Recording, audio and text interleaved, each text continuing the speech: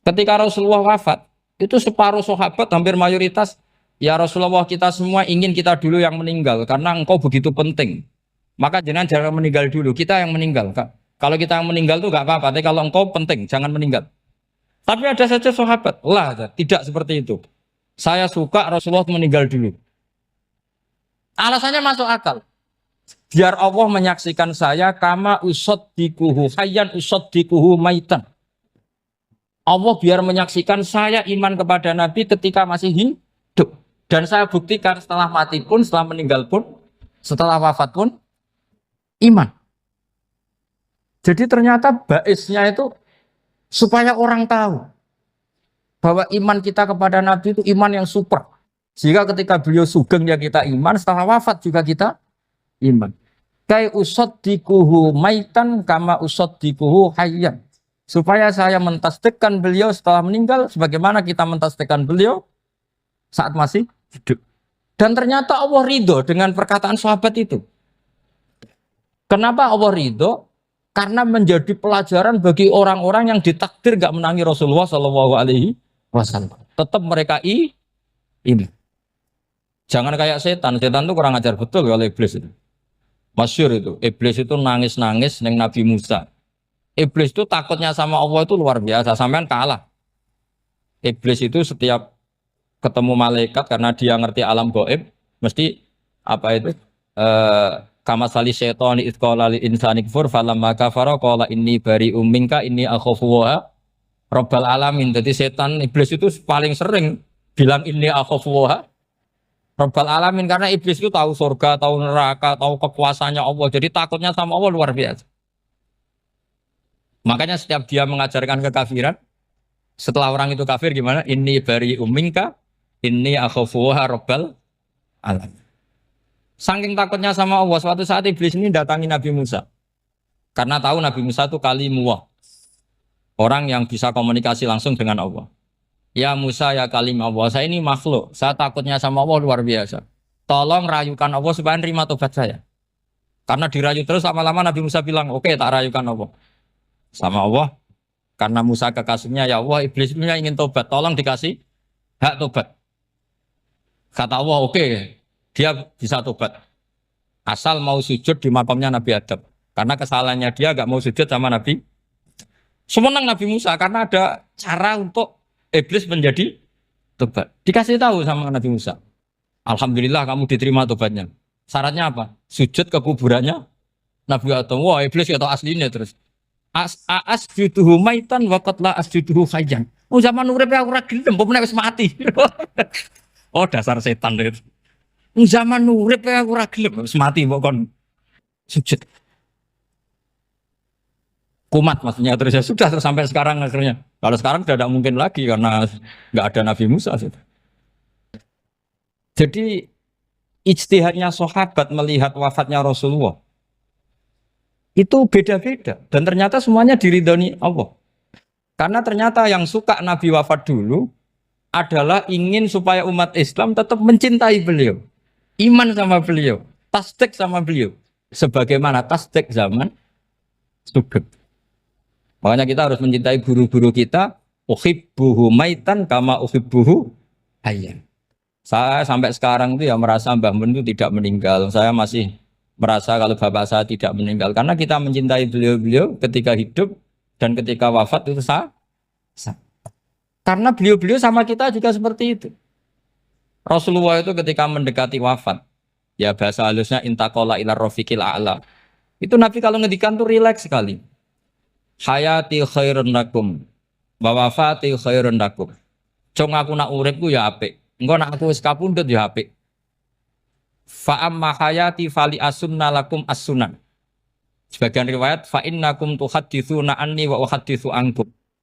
Kalau saya masih hidup, saya bisa mengajarkan kamu sunnah. Mengajarkan kamu tradisi-tradisi yang benar. Dan ketika aku mati, ketika aku sudah wafat, maka saya jejer Allah, kata Nabi. Saya berdampingan dengan Allah, maksudnya dekat Allah. Tentu bila kaifin walan hisab. Terus sudah fa'inna amalakum, amal-amal kamu diperlihatkan ke saya.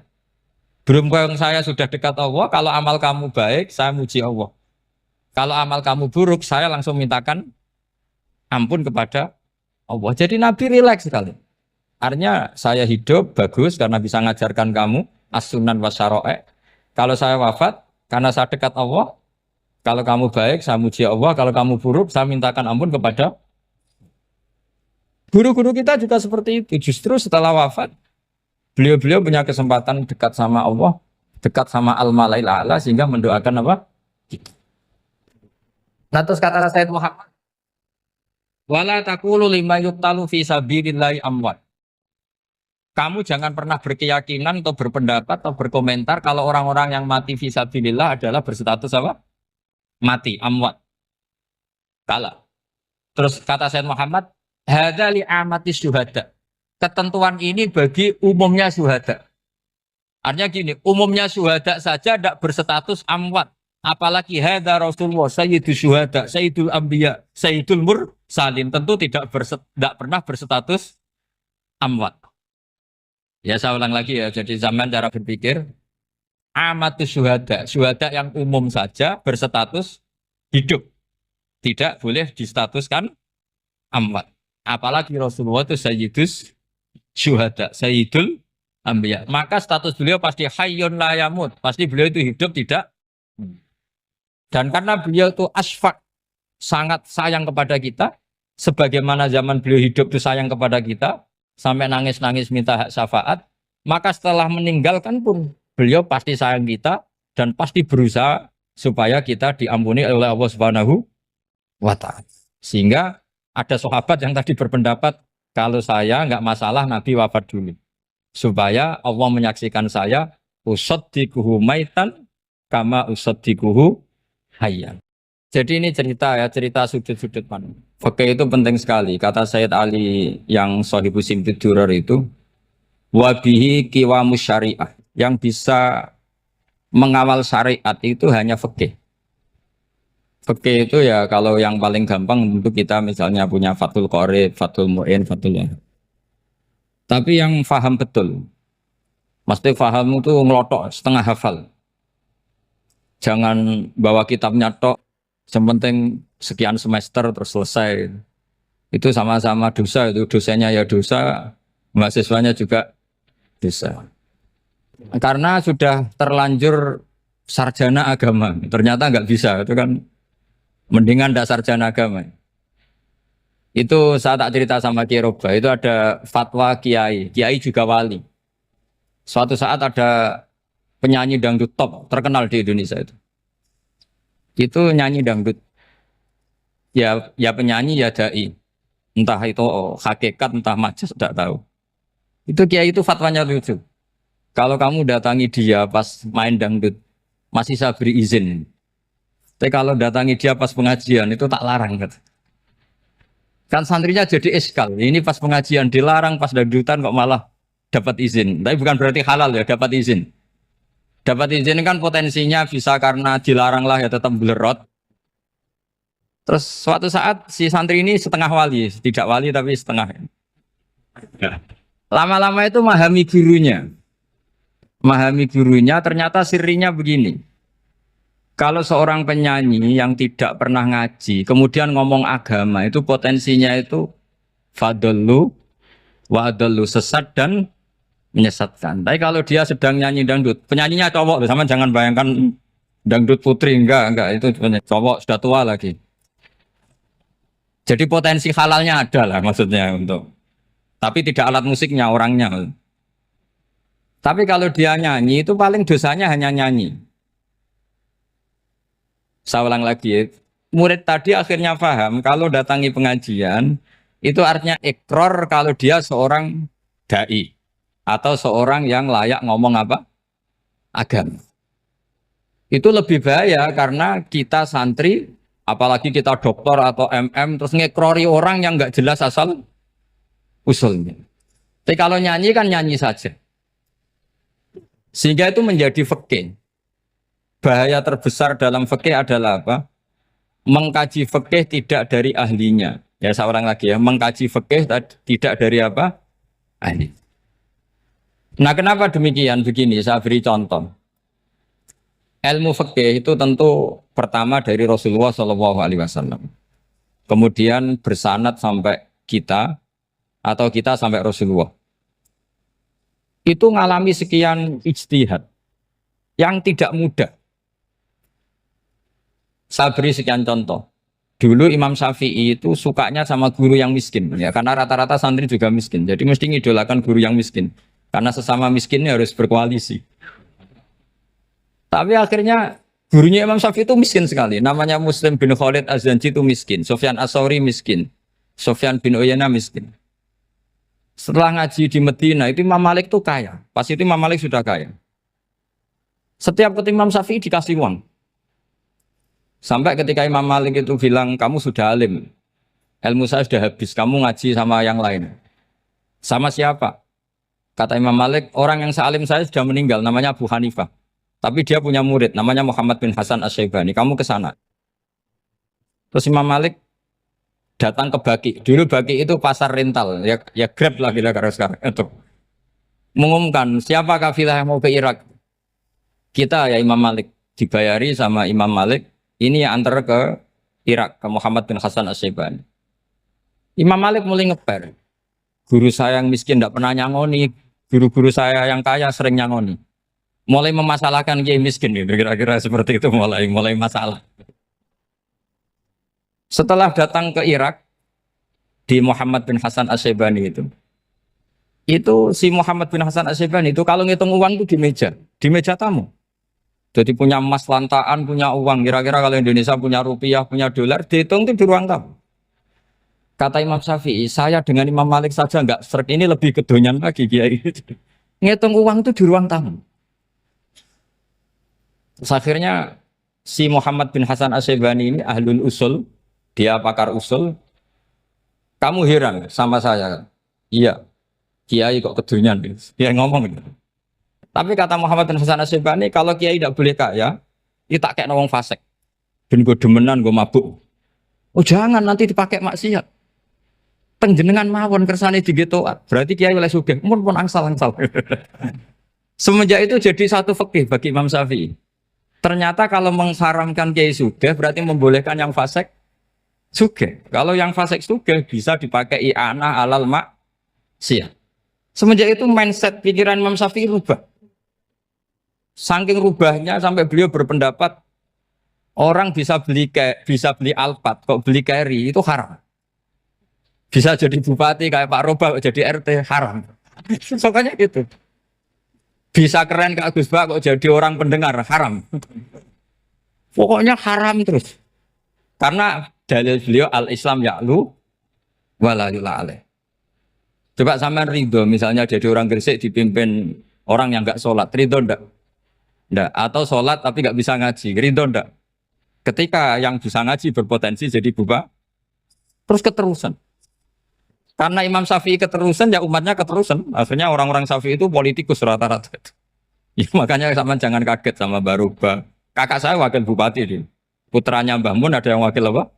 Gubernur. Dulu Gus Wahid ya menteri agama.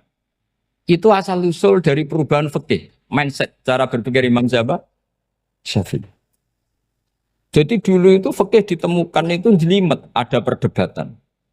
Itu tidak hanya pada level ulama. Pada level Nabi pun ada perdebatan.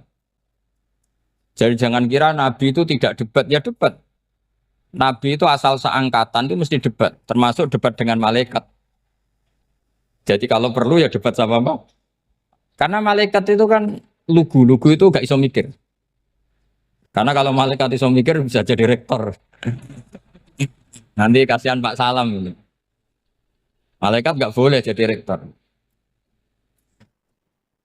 Malaikat Israel itu nggak tahu etika. Jadi beliau ketika mau membunuh, mencabut nyawanya Ibrahim datang, ya Ibrahim saya ini disuruh nyabut nyawa kamu. Kata Ibrahim, wah kamu itu pasti salah. Kamu tahu saya siapa? Saya ini Khalilur Rahman, kekasih Allah. Masa kekasih membunuh yang dikasih? Ini nggak benar, logika itu nggak benar. Pasti kamu salah. Karena Israel itu tidak bisa debat. Ketika ditanya, hal ra'aita khalilan yumitu khalilah, masa kekasih membunuh yang dikasih? Saya ini Khalilur Rahman. Masa Allah mencintai saya kemudian membunuh saya, itu logika agak benar. Tidak keliru, kamu itu keliru. Israel akhirnya terbang lagi. Ya Allah, katanya logika saya ini salah. Karena masa kekasih membunuh yang dikasih. Karena Israel nggak pernah sekolah, nggak pernah sekolah. Nggak bisa dia jawab. Akhirnya diajarin Allah. Dah kamu bilang gini ke Ibrahim. Hal ra'aita khalilan yakrahu ayyalqa khalila. Masa kekasih tidak siap ketemu yang dikasih. Dibalik logikanya. Akhirnya datang lagi ke Israel.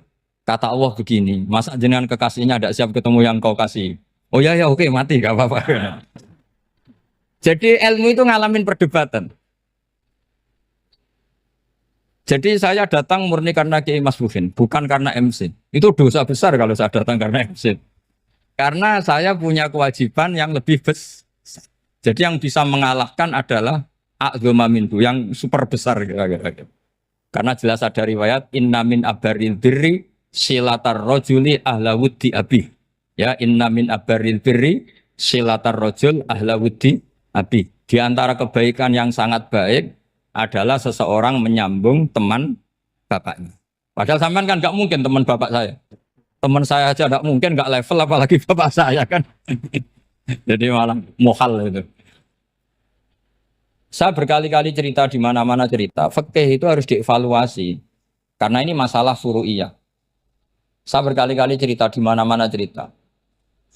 Hukum berteman orang fasik gimana? Pasti orang jawab haram karena takut ketularan orang fasik. Tapi kalau dibalik, hukumnya bina orang fasik gimana? Ya baik, umatnya Nabi. Bisa bina kalau berteman. Kamu bisa bina orang fasik tanpa berteman? Gak bisa. Jadi kalau dibalik, hukum berteman orang fasik gimana? Haram. Hukumnya bina orang fasik? Baik. Bisa bina kalau berteman. Berarti berteman orang fasik? Ya terus nanti pada level lapangan sih gampang.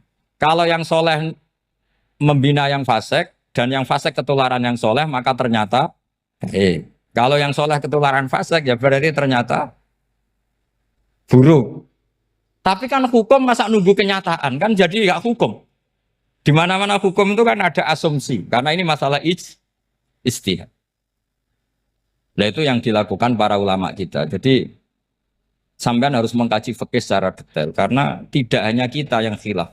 Nabi-nabi juga khilaf dalam menentukan dakwah ilallah. Wali-wali kita kayak Abdul Hasan Asyadili sama Sayyid Abdul Al-Haddad itu juga. Imam Ghazali ya khilaf. Imam Suyuti itu kalau ketemu Al-Qastolani itu saling tidak nanya, saking nggak cocoknya. Masyhur itu.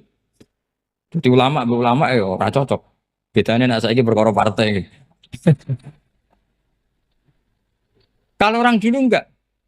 Karena pakai asumsi. Pakai asumsi karena memang susah. Nggak misalnya memang tak bedai, tak beri yang di nggak misalnya ada orang rukuk kemudian kentut. Itu sholatnya batal apa enggak? Enggak, jawab saja. Enggak, orang sholat kemudian pas rukuk kentut atau kelihatan auratnya, sholatnya batal apa enggak? Batal. Itu keliru nih sampean, itu salah dosennya mesti itu.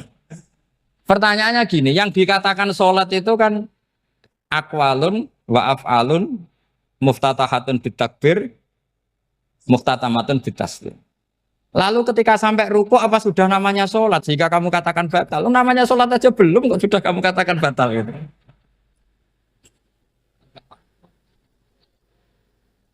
Iya kan? Jadi kalau aku mau sholat pas ruku ngetut batal atau ora? Mestinya jawaban yang benar, ya ora sholat jadinya gitu. Karena kalau dikatakan sholat definisinya harus sampai salah. Tapi kan kita nggak mungkin ngomong seperti itu kan dianggap majnun. Padahal itu yang benar, yang punya kecerdasan. Nah makanya pertanyaannya, fikih itu ngikuti bahasa awam apa bahasa istilah? Kalau ngikuti bahasa awam ya kayak tadi, sholat kok pas rukuk kentut maka batal. Sebenarnya yang batal itu sholatnya apa rukuknya?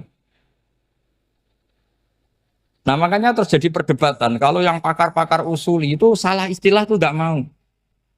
Saya ulang lagi, kalau pakar-pakar usuli itu salah istilah itu nggak mau. Terus misalnya tak beri contoh lagi. Kalau imam itu sudah salam pertama. Salam pertama itu yang rukun kan salam pertama. Berarti setelah salam pertama imam sudah keluar dari sholat apa belum? Yakin? Ya sudah. Sekarang sama tak bedain. Lalu makmum itu kesunatan langsung berdiri apa nunggu imam salam kedua?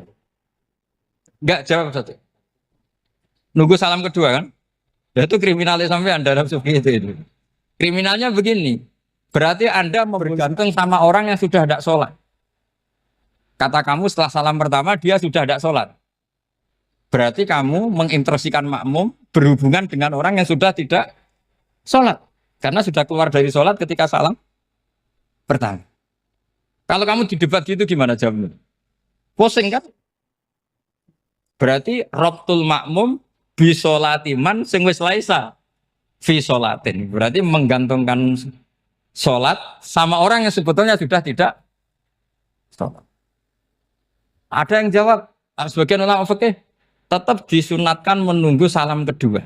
Karena salam kedua itu masih paket meskipun tidak rukun. Dia paketnya selesai. Tapi selalu pertanyaannya gini, lalu setelah salam pertama itu imam masih sholat gak? Sudah sama pernah dijawab tuh? Nah ini pentingnya bodoh, gak mikir sebenarnya. Jadi makanya bodoh itu barokah karena gak mikir. Jadi soalnya Rabbana ma khalaqta hadza apa? Batila. Sing bodoh ya barokah, sing pinter ya barokah. Sera barokah maksiat. Serana barokah plus. Jadi ilmu itu harus mengalami satu gesekan karena logika itu bisa dibalik. Nah karena ilmu itu mengalami satu gesekan, satu logika yang bisa kayak iya kayak enggak. Sehingga jargon di dunia ijtihad itu begini. Ra'yuna shawabun yahtamilul khata' wa ra'yuka khata'un yahtamilus shawab. Pendapat saya benar tapi mungkin salah. Tapi pendapat kamu taruhannya salah dulu tapi yang mungkin benar. Jadi mustahid kalau kata mustahid itu lucu. Ngomongnya itu ra'yuna shawabun yahtamilul khata'. Pendapat saya tarifnya benar dulu tapi yang mungkin salah. Kalau pendapat kamu salah tapi ya mungkin benar atau mungkin bisa salah ya tidak tahu pokoknya mungkin benar. Nah kenapa demikian? Begini,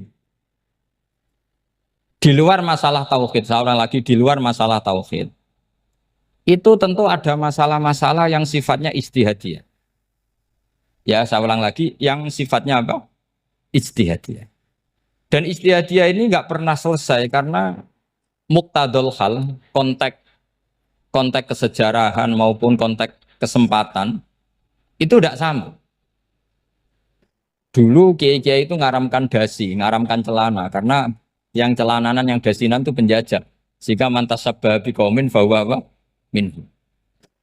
Tapi lama-lama kiai-kiai itu ya pakai dasi, pakai celana. Ya karena dianggap sudah tidak mantas sabah apa? Biqaumin bahwa apa? Minhu. Ini ngalami pergeseran. Semua istihad itu ngalami pergeseran. Lalu pertanyaannya begini, lalu istihad apa Gus yang permanen? Yang permanen ya istihad dengan alatut istihad apa? Istihad.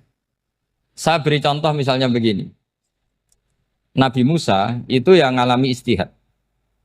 Kata beliau karena kangen Allah, itu ingin melihat Allah karena kangen. Rabbi arini angzur ilai. Qala lan tarani walakin ingzur ilal jabal. Ya sudah namanya orang kangen ya ingin melihat. Ya sudah gitu aja. Sehingga ahli ilmu kalam itu berdebat. Kalau kata ahli sunnah, karena Nabi Musa minta ingin melihat Allah, berarti melihat Allah itu jaiz, mungkin. Karena Nabi gak boleh bodoh meminta sesuatu yang mau hal. Maka antipatinya ahli sunnah terhadap pendapat Mu'tazilah itu antipati. Karena menurut pendapat Mu'tazilah, Allah itu qadim, Allah itu laisa kamislihi syai'un, sehingga gak bisa dilihat. Pertanyaannya adalah berarti Nabi Musa meminta sesuatu yang mau hal. Itu bodoh sekali sampai nggak tahu mana mau hal, mana apa? Jaiz. Makanya kata Imam Ghazali, masa Nabi Musa yang Nabi nggak tahu kalau melihat Allah itu mau hal. Sampai minta berarti nganggap itu jaiz atau boleh. Itu cara pandang orang-orang ahli sunnah apa? Wal jannah. Tapi tetap saja sebagian ulama itu ya balelo. Yang kayak Mu'tazilah itu ya balik loh cara berpikir pokoknya itu karena kangen bukan karena mungkin atau tidak mungkin. Jadi nggak mungkinnya tetap tidak mungkin. Terus mereka dalil la tudrikul absar wa huwa yudrikul absar. Nah sudut pandang ini akan terus Ada seorang wali ditanya, kalau kamu di surga ingin melihat Allah apa enggak? Jawabannya enggak. Kenapa aja? Kasihan Allah. Terus kenapa aja? Unazzihu dzalikal jamala an nadzari misli. Saya tidak ridho Allah yang hebat, yang keren, kemudian sing delok di rumah aku wong resik. Koyok gak ngergani pangeran. Sebenarnya sing delok Allah ben golongane Nabi Muhammad, Nabi Ibrahim, kowe ra usah ngilangi keren. Maksudnya itu. Jadi ada ulama itu jadi wali kalau sholat itu karena di soft belakang. Tapi jangan ditiru.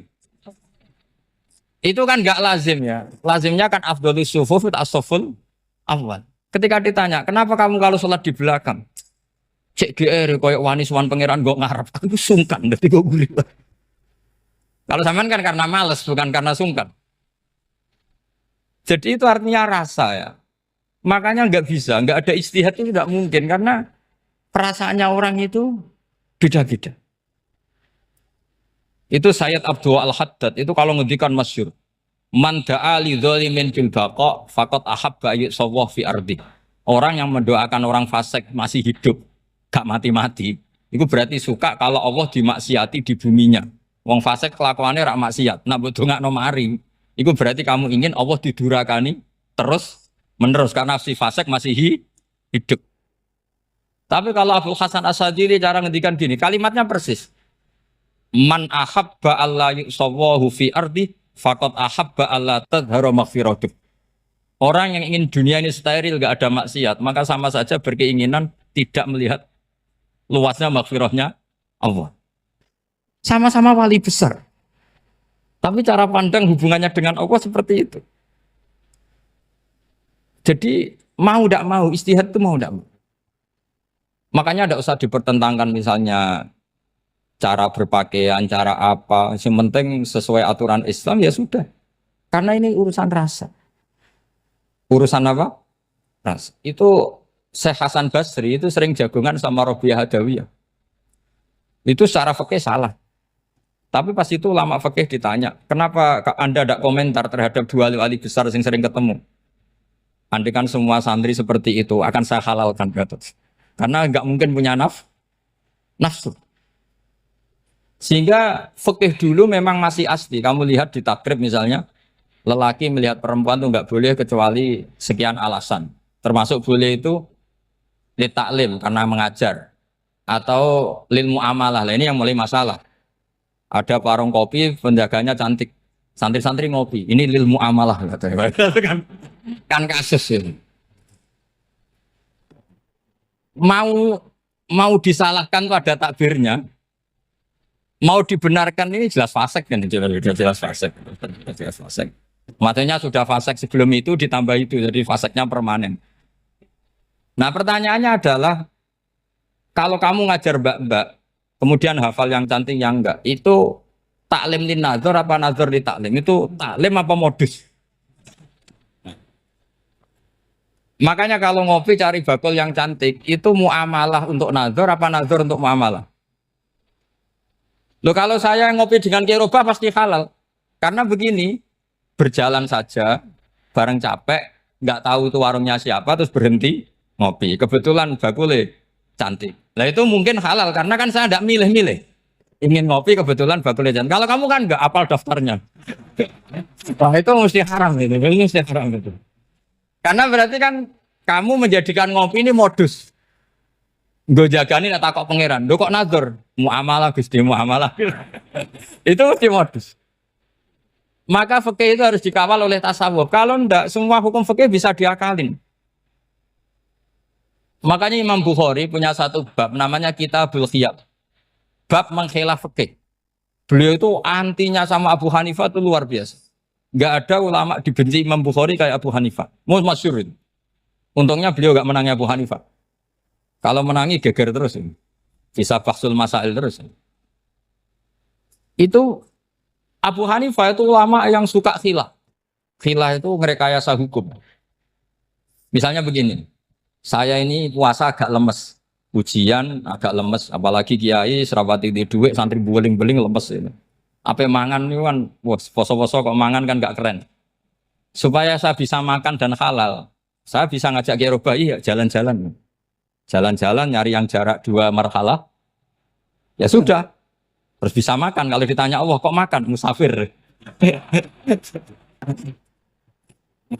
Jadi bolehkah insya safar menciptakan pergi demi untuk supaya boleh iftar? Boleh enggak cara jenengan? Enggak boleh, alasannya apa? Kan pergi. Perginya juga enggak maksiat. Itu khilaf. Tapi Said Muhammad, Abu Ya Said Muhammad, Muhammad bin Alawi, Said Muhammad itu membela Abu Hanifah. Artinya membela jangan semua khilaf itu diharamkan. Karena itu cara, saya ulang lagi, karena itu cara untuk mengawal bahwa hukum Allah itu luas. Karena kalau nggak ada khilaf itu ya kita kesulitan. Kita kesulitan. Misalnya begini, ini penjelasannya, makanya kita harus sering mendengar. Saya itu dulu masih sangat fikih itu protes, kenapa ada puluhan polisi wanita? Itu kan pekerjaan cowok ya, pekerjaan pria. Tapi setelah mendapat penjelasan dari polisi itu alasannya masuk akal, Gus. Kadang-kadang orang nakal itu menyembunyikan narkoba itu di alat wanitanya. Itu kalau semua lelaki polisi kayak jenengan itu kan masalah itu. Sehingga memang harus ada polisi wanita karena sebagian pengedar narkoba itu perempuan dan menyembunyikannya di tempat itu. Kalau semua polisi cowok kan nggak kebayang. Sehingga kita akhirnya mendengar membolehkan polisi itu wanita. Ada wilayah yang harus wanita. Begitu juga ada pertanyaan, kenapa sih dokter kandungan itu cowok? Saya punya banyak santri yang muhibin saya itu dokter kandungan. Tak tanya, kamu itu kok cowok kok jadi dokter kandungan? Kan pekerjaannya seperti itu. Dia jawabnya lucu. Dari 10 yang tes jadi dokter kandungan, itu yang cewek itu lulus 2. Yang cowok lulus semua. Karena ketika cewek dites melihat ketuban pecah darah itu langsung pingsan. Sehingga yang secara psikologi dablek itu kan memang lelaki. Jadi serawongnya sewakit santai. Kadang nggak lahir-lahir cinta ini nang jopo rokokan santai. Itu kalau cewek yang jadi dokter kandungan itu nunggu jam 11, jam 4 sudah pingsan. Nah ini cerita, bukan berarti saya menghalalkan, enggak. Kita harus mendengar, saya ulang lagi, kita harus apa? Dan itu setelah mendengar, itu nanti jadi disiplin ilmu, yaitu namanya fikih. Karena ilmu fikih itu sebetulnya gampang. Sampai kalau ngaji i'anah, itu kelihatan fikih itu gampang, karena ada logika yang terbangun. Misalnya begini, orang kalau tawaf itu disuruh agak jauh dari Ka'bah. Jangan sampai nginjak sadarwan. Karena sadarwan itu pondasi itu ikut Ka'bah. Kenapa begitu? Ya jenenge ra muteri Ka'bah, ide-ide Ka'bah. Jadi sebenarnya sederhana logikanya. Sing jenenge muter itu di luar itu kita muter. Nah kalau nginjak pondasinya namanya gak muteri Ka'bah tapi ide-ide Ka'bah. Ya jadi sederhana sebetulnya ya masuk akal. Jadi fikih itu nggak ada yang iskal, sebetulnya masuk akal. Tapi karena kita nekuni itu tidak serius, maka terus jadi paradok. Saya beri contoh lagi, ini sebagai penghormatan saya sama Kiai Mas Bukin, karena ini sudah namanya fakih. Kalau ada ayam jago ditabrak truk, terus kejet-kejet, andai kan dibiarkan pun mesti mati. Karena gerakannya sudah harokatul masbuh. Terus kamu sembelih, itu halal apa enggak? Enggak jawab, ayam jago loh. Kalau kamu katakan halal, dia sudah tidak punya hayatun mustaqirroh, kehidupan yang permanen. Andai kan kamu biarkan pun 1 menit lagi meninggal. Kejet-kejet kan prosedur saja. Maksudnya pantasnya mati ya kejet-kejet sih, tapi sebetulnya sudah pasti mati. Maka ini ada 2 ulama. Kalau kata Imam Malik tetap namanya halal. Karena ruhnya masih di situ. Sehingga ketika kita nyembelih, ya nyembelih hewan yang hidup. Yang namanya nyembelih itu pokoknya mematikan yang punya roh. Sementara saat itu rohnya masih di situ. Meskipun 1 menit lagi pasti. Tapi kalau mazhab Syafi'i enggak, ini sudah harokatul masbuh. Tidak punya hayatun mustaqir. Sehingga dalam perdebatan ulama fikih itu lucu. Kadang ya gampang-gampang mangkel no. Misalnya begini. Kalau ada anak lahir, tidak ada amaratul hayat, nggak nangis, nggak bernafas. Sunat disolati apa enggak? Siktun itu, siktun sing layas tahilu walayas langsung lahir langsung mati, nggak ada amaratul hayat. Nah, tahu mikir tuh. Itu tidak wajib disolati. Alasannya, ya kan memang sholat alal mayit kan tidak pernah hidup. Di mana-mana mayit itu setelah hidup mati. Ini kan tidak pernah hidup. Namanya ya kit atau lahmen, ya potongan daging itu aja. Enggak. Jadi kadang fikih diwaca tenan jebule mangkelno. Terus ketika di kitab Minhajul Thalibin itu, kalau kamu keluar mani itu wajib mandi enggak?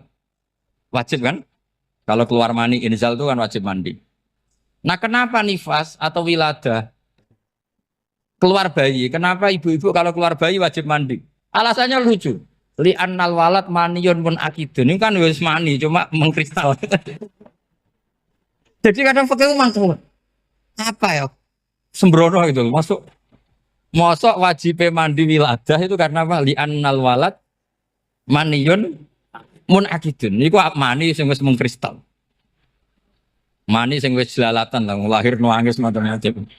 Jadi ternyata karena kenapa fikih butuh alasan nyari hadis tentang keluar anak mandi itu nggak ada yang sorry. Yang ada adalah tentang inzal. Innamal ma' minal. Akhirnya dicari-cari ternyata walad itu maniyun menakit. Lah ini problem fikih. Sampean harus siap dengan pelajaran seperti ini meskipun sampean mungkin wong priayi tapi ini ilmu. Ya, saya ulang lagi ini ilmu. Sehingga ulama itu mau tidak mau harus mau mendengar. Karena logika yang terbangun itu nunggu kalau mendengar kayak tadi. Nabi malaikat Israel baru sadar, masa kekasih bunuh yang dikasih. Masuk akal juga Israel. Kalau sama sampean sih nggak nerima tetap selonang-selonang ini masalah Ibrahim, Khalilur Rahman. Sehingga kita di alasan fikih itu harus kita dengar. Saya dulu itu, saya sampai sekarang itu sama kalau bayi lahir masih sudah berbentuk bayi, saya sendiri berpendapat sebaiknya disolatin. Kalau sudah berbentuk bayi, meskipun tidak nangis, tidak ada amaratul hayat. Kan yang digugurkan itu wajibnya, bukan masalah boleh dan tidak. Itu banyaklah perdebatan ulama di bab itu. Saya beri contoh lagi perdebatan ulama. Ini contoh-contoh fikih karena ini khusus penghormatan status fakih tadi. Itu kalau ada orang mati jenazah itu. Jenazah itu kalau sholat, itu kan umumnya jenazah di depan, kita nyolati di belakang. Itu yang mengatakan begitu ya tidak punya alasan, ya taunya mulai dulu begitu, di mana-mana nyolati jenazah, jenazahnya di depan. Tapi di kitab Mahali jelas diterangkan, kata kaul sani tidak wajib. Alasannya ya lucu, fa innal janazah laisat bi imamin. Jenazah itu tidak imam, kenapa harus di depan? Kan kacau kan? Loh coba alasannya di depan apa? Dia ada imam kok. Nah barokahnya fikih itu sehingga kita melihat di Arab Saudi sekarang itu jenazah kan di belakang. Tapi kita tetap nyolati apa? Mayit. Kalau di Arab Saudi musim haji itu jenazahnya di kamar mayit, tapi kita nyolati. Itu satu-satunya takbir ya tadi fa innal janazah laisat bimanzilatil imam. Tapi jangan praktekkan nanti tidak kepaliran sesat. Saya hanya cerita ilmu, jangan dipraktekkan. Kalau dipraktekkan masih jadi aliran sesat. Mono jenazah ning mburi mame kok ngarep aliran sesat. Sebetulnya bukan sesat tuh. Uji coba fikih. Ya karena tadi fa innal janazah laisat bimanzilatil. Bukti lagi kalau sampean sholat ghaib. Sholat ghaib ini misalnya mayitnya di Surabaya, boleh enggak sholat ghaib di sini? Terus jenazahnya di belakang kamu apa depan kamu? Nah ini kan fikih itu pokoknya gitu. Makanya standar furu'iyah itu susah. Karena perdebatannya itu mirip-mirip. Kayak iya, kayak tidak, kayak. Makanya dulu zaman sahabat, ada sahabat itu mencintai Rasulullah. Senengannya sowan. Bukti cinta sowan. Banyak juga yang sahabat bukti cinta Nabi itu tidak pernah sowan. Alasannya ganggu. Kenapa kamu jarang sowan Nabi? Saya sering jamaah sama Nabi, saya tidak pernah sowan. Kenapa? Ganggu. Biar Nabi kalau di rumah sama anak istrinya, saya tidak mau ganggu. Makanya saya termasuk kiai yang gak pati seneng disowani. Karena ya itu tadi. Kalau ngulang seneng saya, kalau disowani biasa saya. Kalau kiai roba itu nilai, nak pernah sepuh jadi rasuan nilai. Jadi beda, saya sering ditilii kiai-kiai sepuh. Tapi bahasanya tentu tidak sowan, tapi nopo nilai. Kalau sowan itu maka kan nafkah itu seperti itu. Jadi ada disiplin, di situ ada disiplin ilmu. Yang kadang kita tidak cocok. Makanya Imam Syafi'i sendiri ngendikan kadang beliau dengan gurunya, dengan Imam Malik sampai ngarang, ikhtilafu Malik. Beliau punya data yang beliau itu sedang nggak sama dengan gurunya, yaitu Imam siapa? Malik. Karena mindsetnya itu beda. Tidak sampai misalnya saya tanya, sholat itu harus menghadap kemana? Tidak, jawab saja. Kiblat kan. Ukurannya apa coba? Namanya madhep. Wajah apa dada? Imam Syafi'i milihnya dada. Sekarang praktekkan dalam dialog keseharian. Saya jagungan sama Kiai Roba seperti ini, terus wajah saya begini, madhep enggak? Nah itu masalah. Terus pertanyaannya, madhep dengan dada itu fis sholat apa fil qiyam?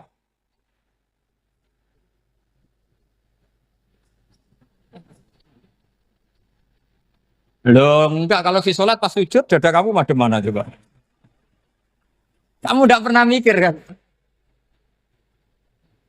Ya madhep pakai dada itu kan kalau berdiri, kalau rukuk sama sujud.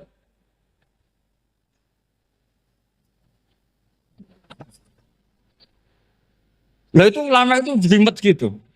Makanya jarang yang menekuni profesi ulama ini. Karena menekuni proposal banyak, karena memang susah. Jadi ulama itu orang yang cara berpikir sudah aneh. Sehingga mereka detail. Maksudnya menghadap itu apa? Ukurannya kalau berdiri ya dada. Tapi nggak bisa kamu katakan atawajjuh bisodri aturan dalam sholat. Fikuli sholat. Pertanyaannya lah kalau rukuk sama sujud. Dadanya menghadap kemana coba? Maka itu ilmu yang sudah jelimet. Nah ulama usul fikih, ulama yang nggak mau salah per detail hukum. Sehingga menurut Imam Rafi'i, misalnya kalau beliau ditanya, sujud itu gimana ya asal wat ujabha, ya sujud. Tapi kalau menurut Imam Nawawi harus melibatkan 7 apa? Anggota, yaitu al-jabha, wal yaden, warubaten, wal kodame. Oke, Imam Nawawi kita ikuti. Tentu keseharian kita pakai Imam Nawawi. Yaitu berdasar hadis umir tu an asjuda ala sab'ati yumin al-jabha, wal yaden, warubaten, wal kodamen. Berarti berapa? 7. Tapi pernah saya cek di kitab karangannya Imam Syafi'i ketika beliau ngendikan saya suka kalau orang sujud itu melibatkan 7 anggota berdasar hadis ini. Tapi kata beliau wayah tami itu dan bisa saja sujud yang watul jabhah itu sudah cukup. Kata Imam Syafi'i, limada karena Nabi ketika sujud itu hanya ngendikan begini, sajadalaka wajhi wasam'i wabasori. Gak ada di hadis wayadi, warubati, wakodami. Ya sudah akhirnya. Nah, itu sudut pandang. Terus gugatan kedua begini. Ada orang Muslim yang sujud sama berhala. Untuk menjadi murtad itu harus 7 anggota apa cukup atul jabah halal arbi. Untuk sah menjadi murtad itu. Untuk sah menjadi murtad cukup atul jabah halal arbi harus 7 anggota. Untuk keabsahan murtadnya itu. Tidak jawab. Makanya ini tugas dosen-dosen ini meminterkan ini. Karena namanya sudah faqih. Faqih itu ahli faqih yang detail namanya faqih. Kalau ini mutafaqih. Jadi bukan tafakuha tapi tafakuha. Kayak tamarodon. Jadi wazannya nanti itu wal idhari ma laysa fil waqi'. Jadi ini bukan gojlok, ini memang marah saya. Jadi kalau sudah pakai gelar fakih, harus fakih betul. Nah, mohon kalau mengkaji fikih itu harus detail. Minimal takrib itu setengah hafal. Supaya konstruksi ilmu itu utuh. Saya sama lagi konstruksi ilmu itu. Karena ilmu itu mesti ada yang apa ya? Ya rodok setengah salah itu, tapi disalahno ora kena. Ndak sampean tak bedheki, nak pancen bener langsung tak angkat jadi rektor. Nak bener tuh. Coba rukun sholat pertama itu apa coba? Rukun sholat pertama. Niat. Niat sama berdiri dulu mana? Ayo niat dulu baru berdiri apa berdiri dulu baru niat? Berarti niat sama berdiri dulu mana? Rubah kan? Artinya kita mau bilang tartib urutannya niat berdiri takbir gak bisa. Yang dikatakan niat itu apa? Qasdus syai' muktaronan bifi'lihi. Berarti niat sama takbir harus bareng apa urutan? Bareng. Terus dengan qiyamnya urutan apa bareng? Bareng apa urutan?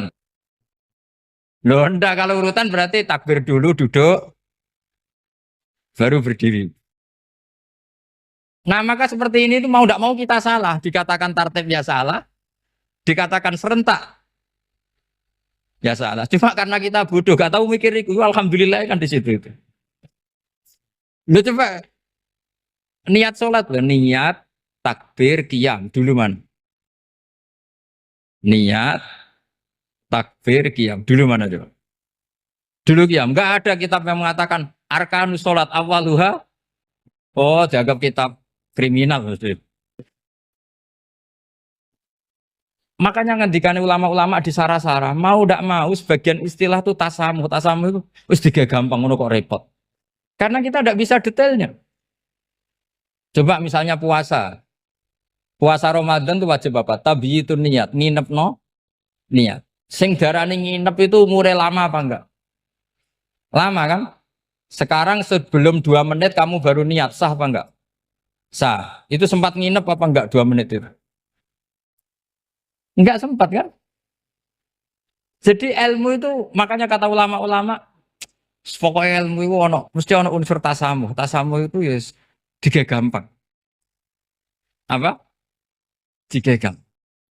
Misalnya Imam Syafi'i berpendapat mashu ba'dir roksi.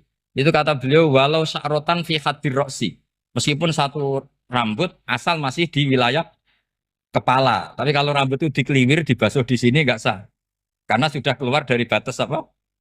Kepala. Imam Syafi'i cara berpikir kan yes ngene iki jenenge basuh sirah. Tapi cara Abu Hanifah enggak. Ya enggak, yang namanya megang kepala itu ya minimal 1/4 lah. Masa gitu dikatakan meg? Lalu ulama usul fikih itu berdebat. Sesuatu itu sesuai masodaknya. Masodak itu yasduku alaihi kada. Yaitu ini tadi saya cerita ke Ibu Khen tentang ngaji Jamul Jawame. Ini ilmu yang di Jamul Jawame. Sesuatu itu ukurannya mayasduku alaihi kada apa dengan takrif definisi. Misalnya gini. Sholat itu batal dengan makan. Kalau kamu sholat, makan batal nggak? Nggak, jawab saja. Batal. Itu satu upo apa satu piring? Nggak, jawab saja. Satu upo sudah batal. Sekarang bab makan di ngormat tamu. Cong tamuku keimangan. Iku sak upo apa sak piring? Nah ini kan tidak fair. Di bab tamu makan satu piring, tapi di bab sholat satu upo. Maka pertanyaannya, lalu penamaan sesuatu itu berdasar masodak, mayasduku alaihi ismu kadza, atau berdasar uruf?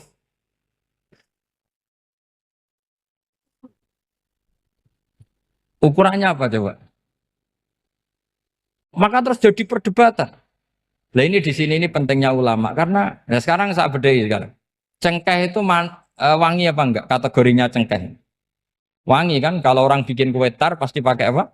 Cengkeh. Pakai wedang ronde supaya manis. Apa wangi dikasih apa? Cengkeh. Nah itu saya berkali-kali cerita. Pernah mau dipikirkan orang Islam itu nggak boleh rokok karena dianggap pakai apa? Mewangi karena ada apa?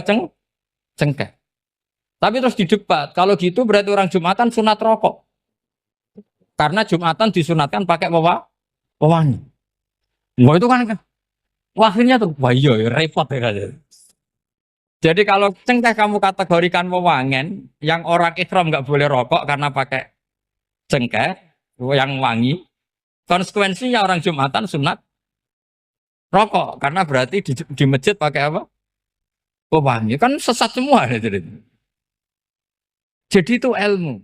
Makanya selain fikih mateng itu ada ilmu yang namanya usul Usul fikih. Usul fikih itu yang neliti itu. Mayas duku alaihi kada. Jadi yus ngono iku wis darani ngono. Saurang lagi. Ngono iku wis darani ngono. Ora perlu roh detail.